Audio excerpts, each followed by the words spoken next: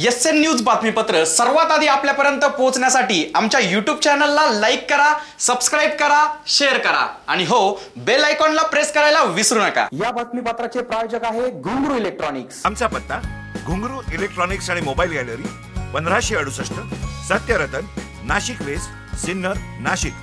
Proprietor Rahul Bhavsar. Mobile क्रमांक 8308 46 11 11 91 75 23 67 08।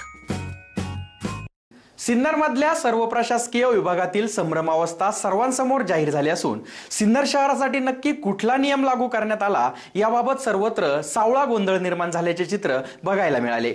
अत्यावश्यक सेवा वगळता इतर सर्व दुकाने बंद असणार असल्याने सिन्नर पोलिसांनी गुरुवार दिनांक 21 मे रोजी कारवाईस सुरुवात केली खरी, मात्र सिन्नर कोणत्या झोनमध्ये आहे याबाबत कुणासही स्पष्ट माहिती देता न आल्याने व्यापाऱ्यांनी बंद केलेले सर्व दुकाने उघडून दिले। लॉकडाऊनचा चौथा टप्पा सुरू झाला। प्रशासनाने खबरदारी म्हणून सिन्नरचे सर्व रस्ते बंद केले। पोलिसांची पाठ फिरताच अनेकांनी काही रस्ते पुन्हा सुरू केले। त्याचप्रमाणे संभ्रम अवस्थेत असणाऱ्या व्यापाऱ्यांनी देखील एक एक दुकाने उघडण्यास सुरुवात केली।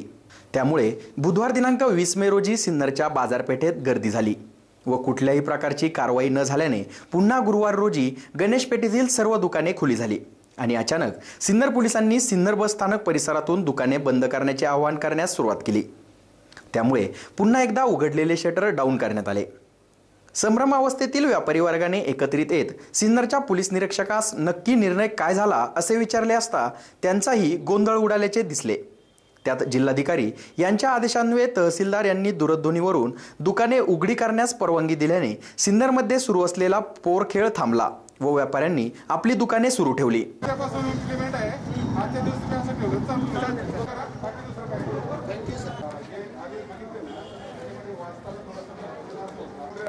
रेड झोन मध्ये आपल्या नॉन रेड झोन मध्ये असं साहेब गेले नगरपालिका आणि मालेगाव हे फक्त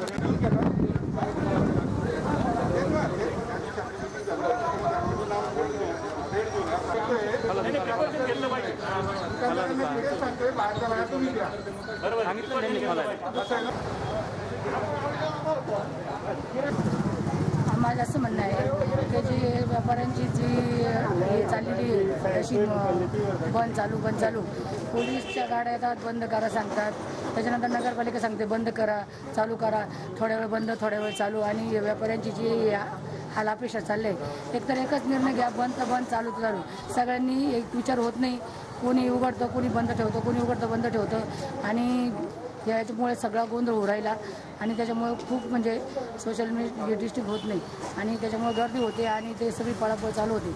त्यामुळे कुठलाही निर्णय आम्हाला मान्य राहील, बंद तर बंद ठेवलं तरी चालेल आणि चालू तर चालू ठेवा, पण एकच निर्णय द्या।